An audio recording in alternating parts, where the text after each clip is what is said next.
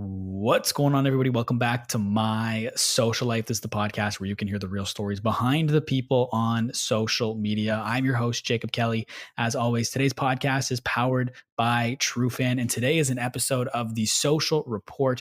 If you're new here, what the Social Report is where I sit down with Cam and Scott from Trufan, and we break down some of the most interesting influencer marketing and social media news from the last 30 days. Guys, welcome back to the podcast.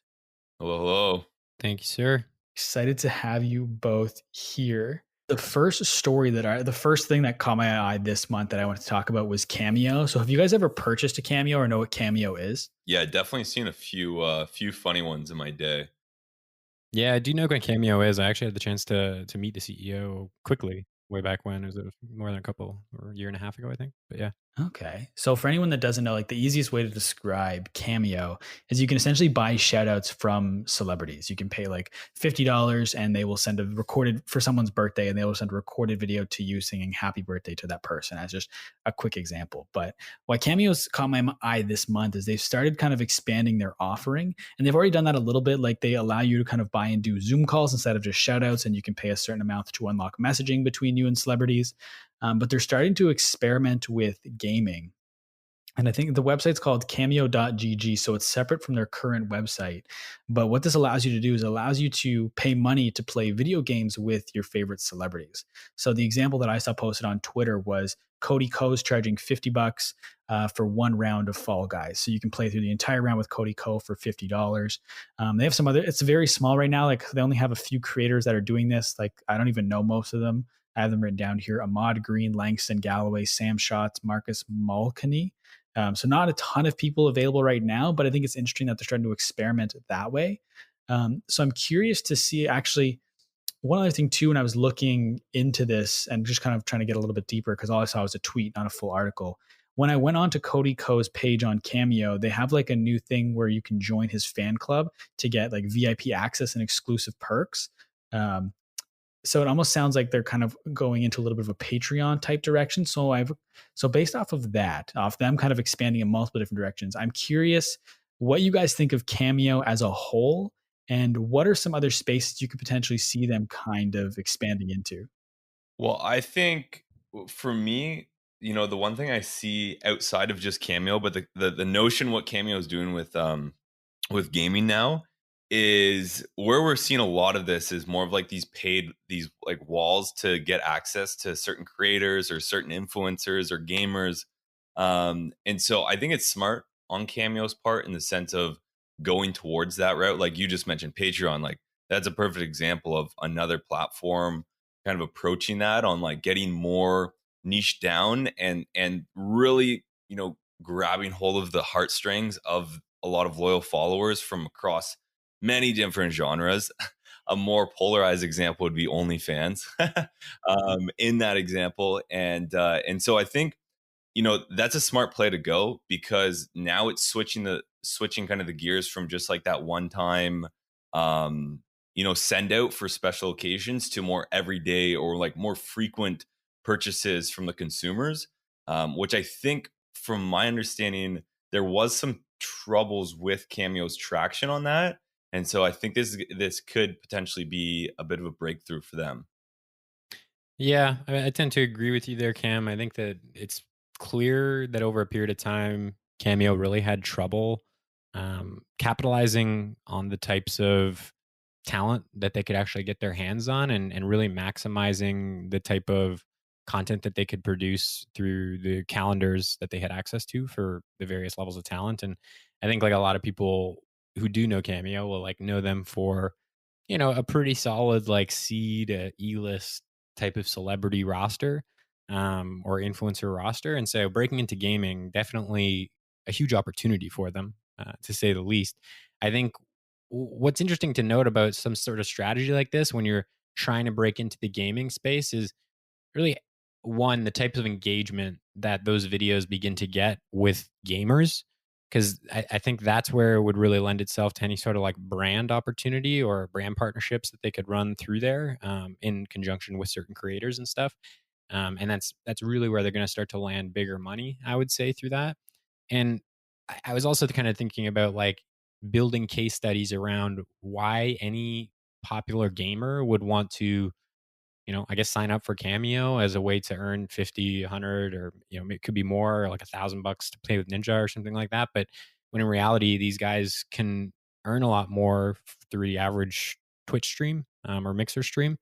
And they're probably making a fair bit just every month to stream on some of those platforms. So like I was thinking about that and thinking about, wow, like, Cameo is going to really need to come hard with certain case studies that kind of provide that value, tangible value, and not just like, very kind of bottom line monetary value to those influencers, because I think there's a value in getting paid, but I think the bigger value there is probably the community building that they can engage in through those influencers. And so, like, yeah, I mean, the one interesting aspect of this is, I suppose, by playing with these guests, like, you could create a stream around, like, hey, playing with my Cameo guests, and then start to like promote into Cameo through Twitch and channels like that, or Mixer or whoever. Um, that does open up an opportunity, and I'll be curious now to see if influencers and gamers start to use things that way. But immediately my mind kind of goes to, it has to be a ceiling on that type of thing, unless they can heavily integrate brand partnerships in a really authentic way, due to the fact that gaming is not necessarily the easiest, for non-endemic brands to break into. Even endemic brands need to do a good job in authentically advertising or marketing. And two, like, what real value this is going to bring the influencers. So that's kind of my initial thoughts. I think one thing with Cameo is I was kind of looking at their website. I mean, with the gaming right now, there's like 5 people when you log on, so it's a little bit different. But from the general Cameo is one, like you talked about, kind of the level of talent that's on there is not necessarily you're a bunch of A-list celebrities. And I found it difficult to kind of navigate because there was just so many people on there. So it's almost there's no discoverability on it. So it's almost dependent on the creators pushing it, to your point, Scott, whether it be through a Twitch stream or on their social channels. Because I found the discoverability in just finding influencers, unless you know exactly what you're looking for when you log on there. There wasn't a lot like when I logged onto their site that like enticed me, like, oh, that would actually be an interesting thing to purchase. Like, it's almost dependent on the creators pushing it themselves to promote it. Yeah, well, and I'm sure they'll pump a little bit more money into that type of thing if they're getting involved with gaming. Like, I'm sure there's some investment money or something that's lined them up to branch out into that industry. Um, Good opportunity, but I tend to agree with you. I mean, like, it's just, what's the real selling point there, especially for gamers who are coming on and kind of seeing a 6-7 year old company. I forget how long it's actually been around. Probably not that long, maybe 3 or 4 years, but that has the level of talent that it does. You know what I mean? Like, hopefully you start really high in the gaming industry, because otherwise, um, I guess there is a lot of gamers out there, but like, if you're going to be building up, your gaming career, or like a career in gaming, are you going to start on Cameo? No, because you haven't really built up a community. And like, at the point when you have built up a community on Twitch or any one of those other platforms, like any social platforms as well, then you're probably driving most people towards that live stream. I don't know. That's Mm, what my gut's telling me. yeah. Yeah. Very true. Um, cool. Well, I think that's a good opportunity to kind of hop in here to the next article, where I'm starting to see this more and more. And I think every time, because it's such a new thing, every time it at least catches my attention from a marketing play, because first of all, there's lots and lots of opportunity in this because the creativity is like really unlimited. But B, it's how like brands are integrating influencers into the scenario. And so, the article that I had that I'm looking at is the notion that League of Legends is actually working with Riot to kind of build up this virtual influencer.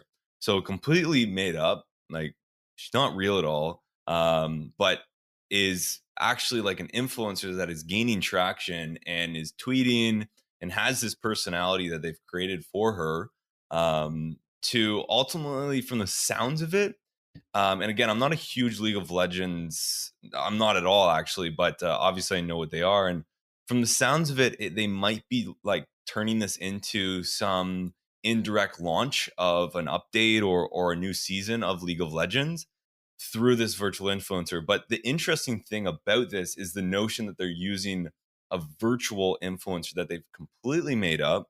So obviously they've really tried to align it with their audience or where they're trying to get their audience to kind of like focus. But the cool thing is like, you know, the how they interact with social using this influencer. And you know, I was checking out on the like the influencer's Twitter that has 270,000 followers, which is just crazy. And it's like she just looks like a real person and acts like a real person, and obviously she's controlled. But this is kind of leading to a bigger conversation of like using not only like virtual people like this, and I know Jacob, you have another point on this, but using virtual people like this to integrate influencers more deeply, or like celebrities such as Travis Scott in the Fortnite, and like that was like one of the first times that's ever happened. Marshmallow did it, but I feel like the Travis Scott one was just like really was the wave for them. And then who I think The Weeknd did it as well. Correct me if I'm wrong, but I'm pretty sure The Weeknd just did something similar where he got like integrated into a TikTok experience or something. I don't know. I Anybody didn't see that. anybody know? No, I didn't see that one either. Yeah, nonetheless though, like this whole notion that of how they're integrating influencers, real or fake, into like different scenarios that are meshing kind of the real world and virtual, to create these new experiences, and this being one of them. So I don't know, like, do you guys see this being coming a bigger thing? I personally do, but I'd love to hear your guys' thoughts and maybe some ways that brands could be looking at this as a play, as we go more virtual. Not that VR is a big thing yet, but it eventually will. And people like this virtual girl that Riot and League of Legends made up, we're going to be seeing more of them, in my opinion. I mean, I think it makes sense. I think you look at it from a brand's perspective. Like if you have a CGI influencer, you're in complete control. So you don't have to worry about them getting into controversy or anything like that. You control what they post at all times. They're never going away. You're never going to have a falling out with a virtual influencer you created. So I think to that point, like to never have to worry about that influencer because you make all of their decisions for them, I think that's a positive. And I think some people think that if it's not a real person, it's difficult to connect. But I mean, like you just look back over history, and people have connected with cartoon characters for as long as cartoons have existed. So I think it makes sense to have virtual influencers, and I still think people will be able to resonate with them because like people connect with Mickey Mouse, people connect with Pikachu or Ash Ketchum. Like it's possible for people to connect with cartoon characters. So I think a virtual influencer looks more realistic than a cartoon character, so people will still be able to connect with them. Yeah, 100% agreement there, Jacob. I mean, you said the kind of natural benefits that any brand who decides to do this is going to get through taking that challenge on. I would say it's definitely going to be a bit of a challenge. I mean, you have to get your planning right and this sort of rhetoric that you're going to build around that influencer spot on, and kind of build that with the feedback that you're getting from your existing community, but also the community that you start to generate pretty quickly, I would imagine. It also makes me think of an element. I'm trying to think of Genies. I think it's Genies, right? That's a company that started doing animations for like large scale celebrities and stuff like that out there at one point. Basically, like building them an animated version of themselves that they, like as an influencer, a celebrity, or whoever, you can just get so much more out of your time. But on the brand side, and like as another, I guess, tangible benefit that brands are going to get out of that right away, you can really control the timing for your own influencer, which is probably, I mean, arguably the most difficult part of influencer marketing in general. Typically, the manual effort that you have to put into it in terms of managing those influencer relationships, what they're posting, how they're driving sales, all those types of things. And so, and not only can you really control the rhetoric, the messaging, and stuff like that, you can control exactly when you want them, how you would like to present them to your audience. Just so much that's within their control. So I definitely don't see that going away, like you mentioned, Cam. But just based on a quick look online, it looks like it's something that definitely started to trend at the start of this year. And I would imagine certain brands have been paying close attention at different attempts because some seem to have gone better than others. But Like there's some of these articles that are literally promoting virtual influencers, and naturally, I'm sure it was a paid article, but it's, like telling influencers and creators to watch your back because there's like virtual lookalikes of you out there or whatever. I mean, on the notion of like mental health and with the social dilemma having just come out, which is probably like one of the more talked about subjects in social right now. I could also see this having, some adverse negative effects on the people who use social media, and particularly, younger generations, where when I'm looking down a few of these articles and at some of the pictures that they're sharing on pages, you know, just somewhat photoshopped, we'll put it that way, but it's not reality. So I guess like there's already kind of that level of what is reality amongst like normal influencers and people because they can so easily frame situations. You're like who they are to some degree. That like taking a step out of reality and actually creating virtual influencers could, seriously, I don't know, land some people in some poor mental health situations. Yeah, that raises a good point, and I feel like that's one of those things that could go both ways. Where because it's virtual, it might allow people to make themselves at like make it easier for themselves to detach that like, oh, this isn't real kind of thing. But I do see where you're coming from because it's so curated.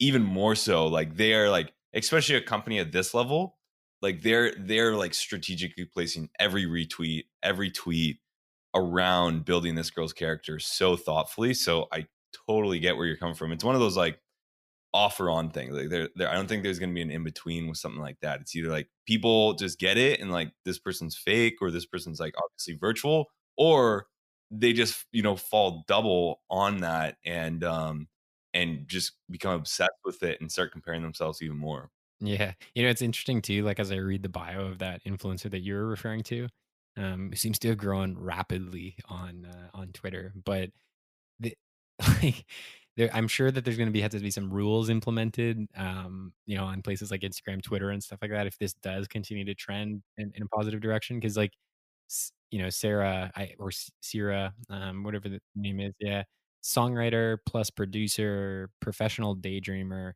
like that just sounds all too, influencer like, and it's Yeah.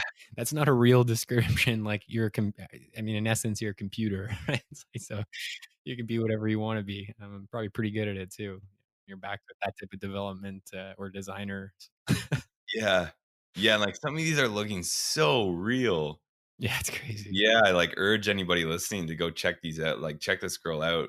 Cause like not only is her engagement like through the roof, but like these like some of them look almost too real for a fake person. Yeah, the there's like a rollerblading picture of her down the boardwalk Yeah. somewhere in California. It's like, okay, come on, like so CGI'd, but also just kind of like, well, she seems to stand out from everybody else in there. Mhm. Crazy times. So, but yeah, that's kind of where my thoughts are for this episode is the notion where we're going to see a lot more virtual plus the reality of things merge, and that with influencers, and it's gonna be some interesting things to come from it. Absolutely. I think it's kind of leads in well to the other article that I had there, which was IKEA, which also I think we talked about IKEA last month. So if you told me when we started doing these that we'd talk about IKEA 2 out of the first 3 months, I don't think I would have believed you. But what IKEA in Japan did is so a few years ago, for context, IKEA made their full catalog CGI. So instead of doing photography, they just did it all digitally. And they kind of even took another step towards that by having a CGI model in all of in their catalog this year in Japan.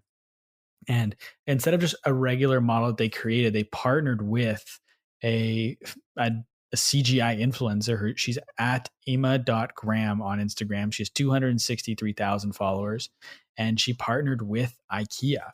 And doesn't really say how the campaign went, but to your point of them looking freakishly real, Real, yeah. like it's frightening. And like, so reading the article, it says that she's technically like, it's like 50% because it's a human body, but they put a CGI influencer as the head. Oh. which is interesting because then like that leads to a whole conversation around like creator burnout, where if it's a CGI influencer, if someone whoever's running it gets burnt out, someone could in theory step in and continue that influencer. That'd get crazy. Yeah, but I'm just like, like I just, it's an interesting way for them to incorporate a CGI influencer into their campaign by putting them in their digital photography and digital catalog. But this influencer like lived in this apartment for like 3 days and like posted photos on their Instagram of them in the IKEA apartment, quote unquote. Um, but it's just interesting where it's like, based off of the conversation we just had, do you think that if you're going to go to the extent of partnering with a CGI influencer, wouldn't it make more sense to create your own instead, to like what League of Legends is doing? Or do you think it still makes sense to partner with a CGI influencer that's not your own? Well, I mean, again, there's so much that you can experiment with, but to your point that like, oh, this girl could eventually, be swapped out for like an actual CGI um girl, then it's like you're building the following and training like the consumer to be okay with it as it's like half and half or whatever it's going on with this girl.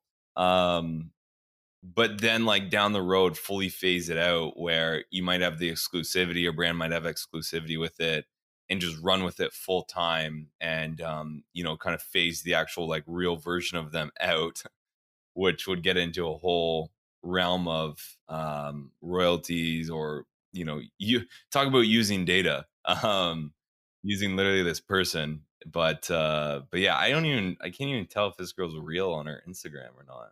Yeah, so that half and half aspect that you were talking about, Jacob, like there's the quotes in this article is kind of funny. I mean, it's a short article, so anybody can go and read it. But like knowing that this is half real person might take a bit of the magic, like quote unquote magic out of it, but it still represents a curious next step further away from the genuine photography and videography for IKEA. So that idea of getting away from genuine, I guess, content as an organic way of marketing to your customers is, I mean, I would argue again, just like a pretty dangerous slope to go down. Both from, I mean, I think a brand side, you have to be certainly careful about the adverse effects that might cause on some of your consumers or the people you're trying to reach. But like in general, influencers, are probably providing as much influence as ever since a lot of self-isolated people are finding their phones a little bit more often or finding that Instagram, TikTok app as a way to just break off from whatever they're doing. And to kind of tier that influencer strategy or take a data driven approach and look at where you might be reaching the best types of audiences, like there's a lot of sense in that. But I also think there's something that you get with real people, marketing to real people. And it's like, I definitely understand the appeal when they're actually trying to launch, more or less this is part of like their launch strategy for more CGI applications within the kind of buying atmosphere, like the store and the shop online. But like at what end, like if they haven't made their own influencer yet, then I would imagine they're definitely thinking about that or moving in that direction. But equally, like when you think about the influencer side and like what it takes to build a community, you know what I mean? Like, is it going to take genuine photography, videography, like authentic life, or like what it seems to be authentic, or is it really going to take like designers and developers and computers in the future? I think just the general thought of like moving away from what's an extremely creative uh, industry that's grown exponentially since it started, and then starting to feed that, potentially that revenue or the partnership cost back into the pockets of brands who just start to create their own fake influencers that they can make appear to be from anywhere, be anybody. So it's a very dangerous step. I think in the long run and the types of outcomes that this can have on people. But hey, I mean, it's not going to stop anybody who's, got a bit of creativity, a design ability, and willing to spend some time online growing a community, I suppose. I mean, yeah. I mean, I know they're like a good long list of famous CGI influencers. I'm trying to pull it up right now. Like, I think there's some with over, yeah, there's Lil Michaela has over 1.5 million followers on Instagram. And she's Which is completely just, fake. as far as I know. That's crazy. Yeah. Michaela spelt weird. It's Miquela. Oh, sorry, that was an old article. She's at 2.7 million now. Wow. Um, and in her bio, it says 19 robot LA. But Wild. yeah, yeah, it's crazy. It's gonna be an interesting space to watch over the next few years. Yeah, yeah, that is for sure because that's gonna really change uh consumer behavior and social behavior. Like if you're all of a sudden, even if 20% of your like Instagram stories that you're watching is from CGI, and again, like to Scott's point, whoever's behind it, whether it's if it's a brand, that's when it gets into like hot water because the brand, most brands, their bottom line's the dollar. If another influencer or a content creator is behind that influencer, that's a little different because they're still bringing that like authenticity to it. But I think it could get dangerous when you're starting to all of a sudden consume so much content from brand generated influencers that have a specific agenda for themselves and for you. Yeah, there could definitely be, just like data is right now, there could definitely be some different concerns on that note, but that's a can of worms to open for sure.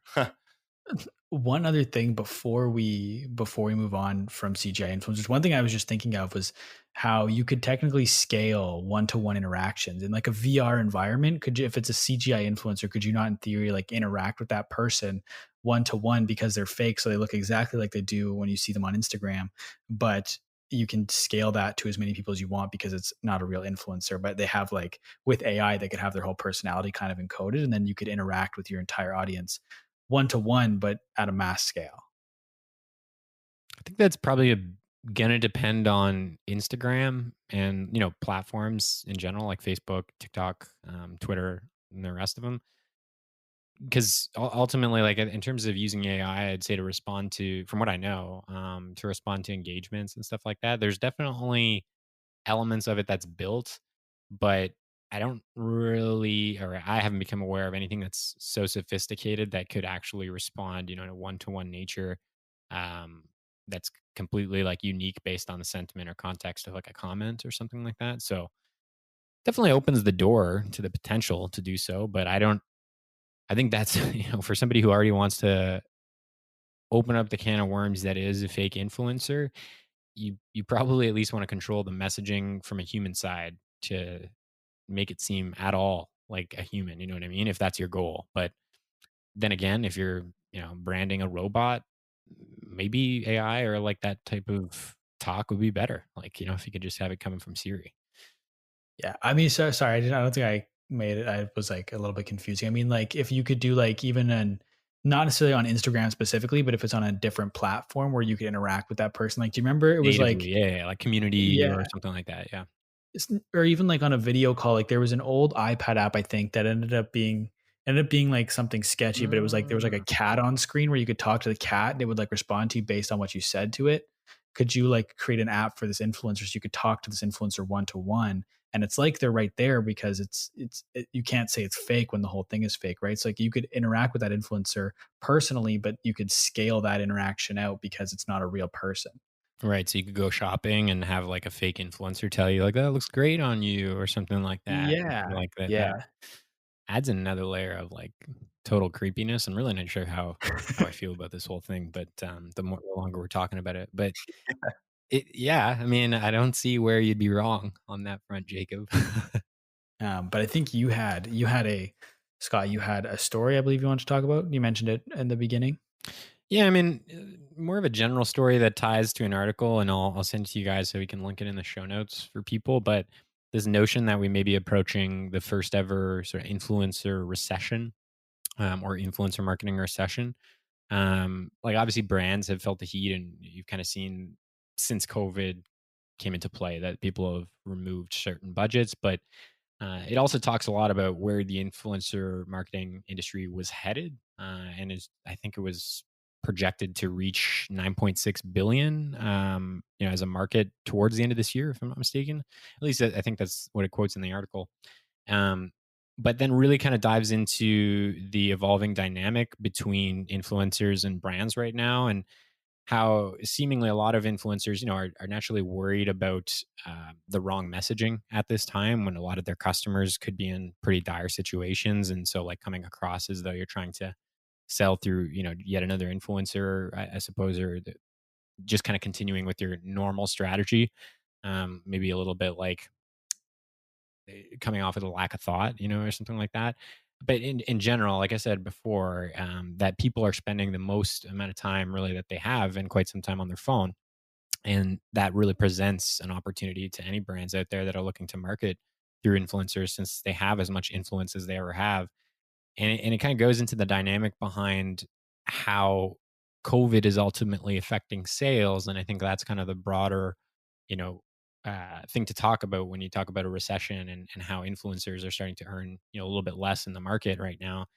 Is, I think, one, from our side, we know brands are kind of doubling down on data to drive some of that decision making. And I think that they're trying to find ways to spend a little bit less if and when they can on influencers. But two, the fact that most brands seem to still be stuck on this idea of driving sales, and some form of direct conversion through influencers, um, rather than, I suppose, building community. Maybe trying to acquire first party data through the likes of giveaways or something of that nature. Um, i- any way where you're actually acquiring more interest, potentially just awareness, consideration, in some level, so that you can continue to market to those people either organically or through retargeting methods and others. Um, it's just kind of surprising to me that at this point of COVID, when certainly people would be caught in some dire situations, that's really becoming an excuse when I guess going back a little bit, there's like CGI influencers out there, like promoting real promotions with fake people. But the fact that influencers are starting to make less in a time where the demand for it in theory should be going up. I suppose that's a little bit of basic economics, but I'm surprised to see or hear about this industry potentially stalling at a point like this. What do you guys think? Huh. I don't know. It's definitely a unique one, right? Like you said, that could be the first, but from the standpoint on what you laid out, it doesn't really make sense. Um, Although my one thought that I guess I've had with just social media as a whole is just getting like fatigued in general of all, because there's been such a spike and it's been at like all-time highs. Are people just starting to get just like sick of like consuming? Because in the past it'd be like go to work, consume, go to work, and go do things, but now it's just like a lot of people, that's all they're doing, is because they don't have anything else to do. And so is it starting to get that fatigue, like banner fatigue or ad fatigue? And is that starting to come around? And then on top of that, obviously where the economy is right now, it's although good, but um, I don't know. I I definitely don't have the answer, and I'm more on the spectator side, where it's like, this is interesting. We'll see what happens. Don't know what it is, but we'll see what happens, because we're in such a unique point, for in a lot of places, the especially the digital side of things. We haven't been in a crisis with this much, information availability and social media in play. So this is interesting, but yeah, just observing and reacting as it goes. So I think where like where I was thinking of as you were talking about, if there's a potential recession, it's like what influencers are going to continue to thrive. And I think it's the influencers that have done a good job establishing their own brands and businesses. And I think that's going to be a continued trend with some of the bigger influencers, as opposed to focusing on doing influencer marketing and promoting products for a different company to create their own company and leverage the built-in distribution they already have to market it. And then they can exponentially increase the amount they can make because they're not beholden to whatever's on their contract. I mean, in some cases I know there's commission, but for the most part, if you have your own company, you can probably make a lot more money than just by doing influencer marketing deals. And if companies keep coming back to you, clearly your promotion is working, right? Yeah, great point, Jacob. I was actually thinking about how, a level of this has to be somewhat industry related, or related to what markets certain companies are trying to sell to based on the products and services they have. But for the Shopify's of the world, like, this has to be music to their ears. I mean, like, not the fact that there is potentially this recession that's coming, but like the fact that they're going to be that much more in demand potentially for influencers who are searching for new ways to find revenue streams. And then even more so that, like, industries like e-commerce are probably not going to be the first ones that lead to this recession for influencers. Those are probably going to be the ones that are picking up the scraps ultimately, like what other brands have chosen to leave aside or not invest in at this time, and even double down. And it's ultimately an opportunity, I'd say, for them to create a more solidified community. Like, for anybody who's really looking to build, I guess, less of a fake influencer, but more of an in-house influencer, which is something I think we've talked about in past episodes a little. Um, a lot of these influencers that likely already have established audiences, and I'm talking in the micro range as well, certainly below 100K.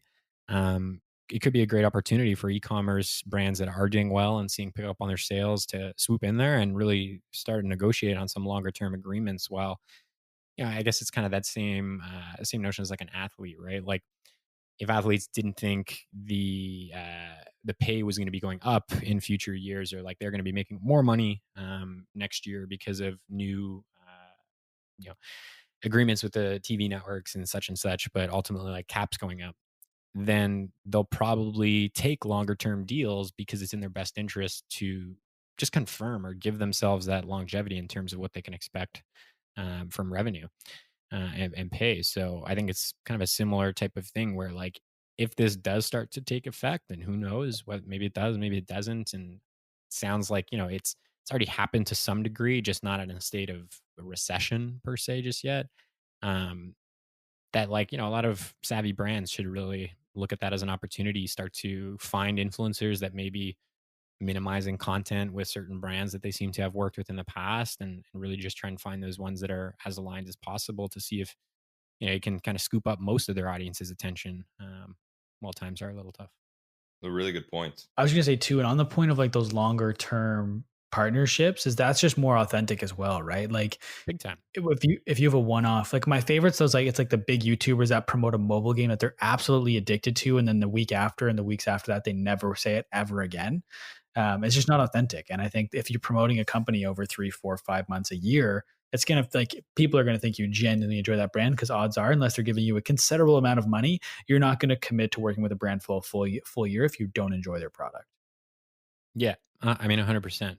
100%. And I have one other story I wanted to talk to you guys about. It was the Google Trends. So I shared a tweet which was just a chart essentially, and it was the Google Trends for Cobra Kai based on the release date of the season. So season 1 came out sometime in middle 2018 on YouTube Red, and there's a slight spike in Google Trends, and then season 2 comes out on YouTube Premium because they rebranded from Red to Premium. Smaller spike than season 1. Season 1 and 2 drop on Netflix at the late August, early September, and it's like an aggressive spike. Like I don't know what the numbers are, if it's 25 million or 25,000, but the number on the side. So the most that the Google Trends hit for season 1 was around 26, versus season 1 and 2 dropping on Netflix hit 100.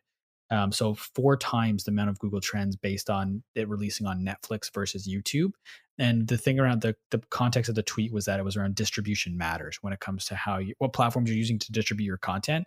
And I'm curious as to why you guys think YouTube, as what identified by Netflix as like its core competitor, why they're having a problem getting into the premium content market in a subscription basis. Like YouTube is where I go to watch a majority of my video content, but they're having a difficult time making it work with a premium model with subscription based content, versus Netflix. The exact same show was so much more successful. I'm curious as to why you guys think YouTube can't replicate that success. I think partly, if I were to put anything on it, I think partly comes down to how YouTube's built their success up until this point, and also, how YouTube's been trying to roll out their more like paid versions. Because even, for example, like YouTube Premium and then YouTube Music like at least in my case, that hasn't been rolled out to the extent that some of these companies like Spotify are able to capitalize, for a few reasons. That's just not their main business, too. And then B, that's just not what consumers know them for. And that's not what consumers go to them for and use them for. And going back to that, the notion of consumer behavior, I think plays a really important role for that. Because when I finish the day and I'm sitting down and I have time to watch something, the last thing in my mind, is like, oh, let me go to YouTube to watch long form series, right? And it's just they just haven't built a big enough base there. Even if you watch YouTube, because I watch YouTube a ton on other subjects that are more short form for like more educational pieces, but like the way they not only distribute the long form on YouTube isn't that like readily available, first of all, and then B, it's not like they're making a big enough push to allow themselves to even get in the consumer's mind to say like we're also a version of Netflix or Crave TV. And so it again, this goes down to like when a company's so big and they have so much just like going on and they have so many products, it's like how much does YouTube really want when they're sitting down at the boardroom? How much do they really want, their paid versions of this that competes with Netflix to be across their entire business, right? And depending on that, what that looks like will depend on, I would hope, how much effort there that's being displayed within how someone interacts with YouTube in general. So yeah, I just think like naturally it won't, because of how big they are. They're a different player than Netflix, and that shows. Yeah, I'm just going to add on to where you started with that and kind of where you left off there, Cam. Because I'd say from a behavioral level of like how I use YouTube, I use it in a pretty similar way to the way you would. I think if anything, I know you, and I think you'd probably watch a little bit more videos on YouTube than I would. But when I look at, you know, it's, I mean, it's just a classic. Like as you look at this chart, it seemed to get the most headway in terms of the two YouTube releases when it was released on YouTube Red, which is I think a variation of the paid, but was what the first one that came out prior to YouTube Premium, and is potentially cheaper. I'm really not too familiar, but double launching it on one platform, like you're just unlikely to have more success the second time around than the first time.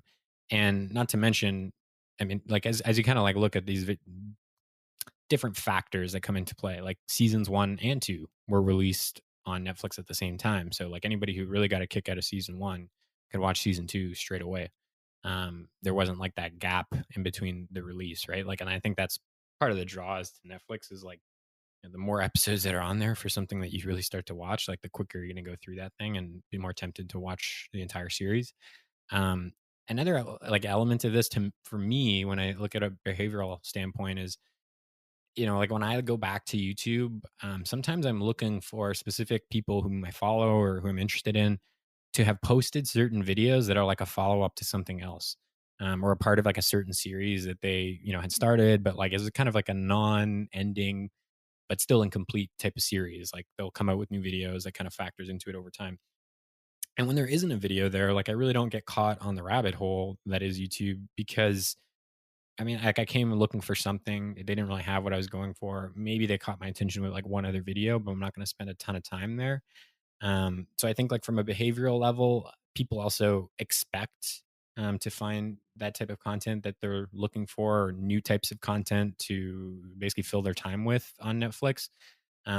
Whereas like YouTube is a search engine at the very bare bones of it, and they've got to be focused on like how users are going to get the best search engine experience. These premium offerings that they do have are a little bit, I'm sure, like Cam hinted at, like less of the focus ultimately because it's just not their core business.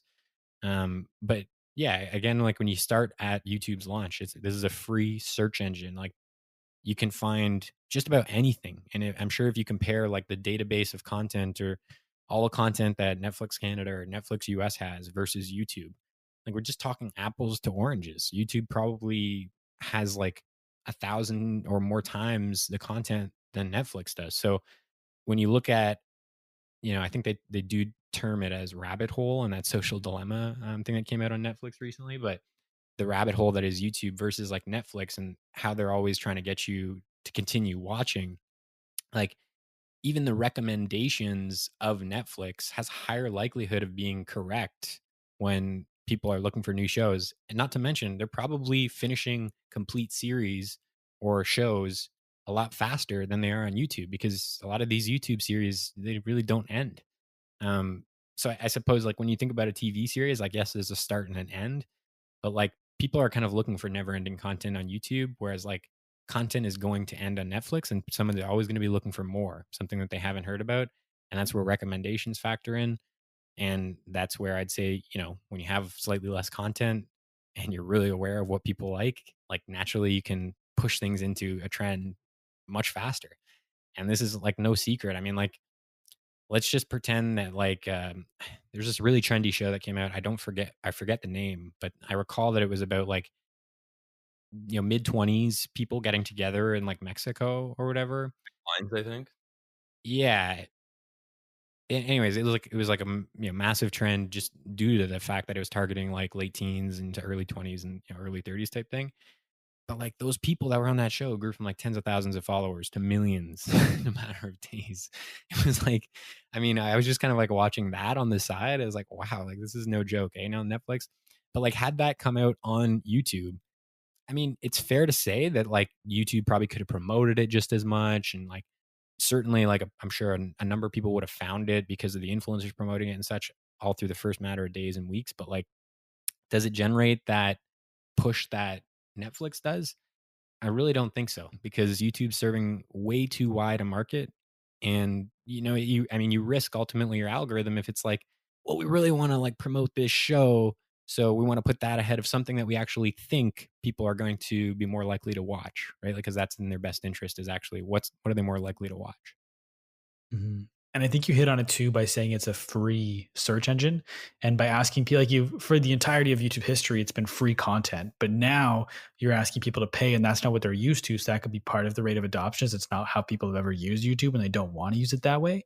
And I think another interesting thing too, though, with that in mind, is you'd think YouTube would want to push that harder, though, because then that could help them circumvent issues with their advertising in the adpocalypse that they've had, where if they're not dependent on advertisers' dollars, then they don't have to worry about ads being placed on questionable content and then advertisers pulling their dollars, right? If they're subscription based, they don't have to worry about that as much. So you'd think they'd be pushing it heavier, which is, I could be wrong on this, but I'm pretty sure YouTube has more monthly active users than Netflix does. And to your point, they do serve a wider audience. But for minders, like when I was on that tweet, I replied to a couple people and they were saying how no one, just prior to coming on Netflix, no one knew what this show was, which is interesting that YouTube isn't able to promote its own content to the point where people actually realize it's there, versus the second it dropped on Netflix, everyone knew it was there. I just think it's really interesting that YouTube hasn't been able to figure it out yet.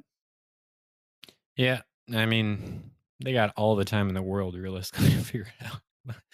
But I'm with you. I'm with you. I like it's not their core business at the end of the day, and I don't soon see it becoming that. But subscription revenue has got to be tempting. Mhm. But on that note, guys, I want to thank you both for taking the time to be on the Social Report again. I know we're going to jump off here very quickly, but if you guys want to give a quick shout out to where people can find you, let them know. Well, you can find me on Instagram at Cam Russell, and also new plug here on YouTube, Cam Russell as well. Definitely gonna be posting more. Oh, check your boy out on YouTube. Yeah, hit me up with a DM or a follow on Instagram. It's at Scott Bertie. Yeah, I'll see you there. Awesome. Awesome. I want to thank you guys once again for taking time to be on the podcast. I want to thank everybody for listening, whether you've listened the entire way through or you only listen to bits and pieces. I really appreciate you taking the time to check this out. Everyone, do me a big favor. Go and follow Scott. Go and follow Cam. Subscribe to his new YouTube. I'll make sure everything's linked in the show notes down below. And if you'd like to follow me, you can find me on Twitter and Instagram at the Jacob Kelly. Feel free to come and say hello. My DMs are always open. As always, today's podcast is powered by Trufan. Thank you once again for listening, everybody. We'll talk soon.